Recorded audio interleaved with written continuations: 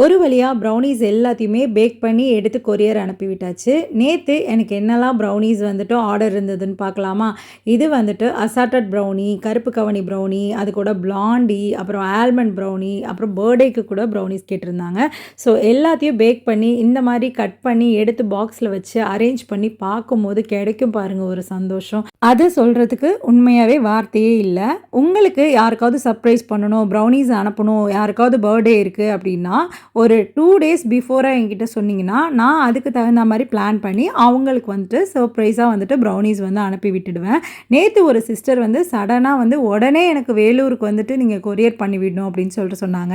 முதல்ல நான் அக்செப்ட் பண்ணிக்கிட்டு நான் அந்த சிஸ்டர்ட்ட சொன்னேன், ஆர்டர் எடுத்துக்கிறேன், நாளைக்கு கிடைச்சிரும்மா அப்படின்னு சொல்லிட்டு. ஆனா அவங்க வந்துட்டு உடனே அனுப்பி விடணும், இன்னைக்கு அவங்களுக்கு பர்த்டே அப்படின்னு சொல்லிட்டு சொன்னாங்க.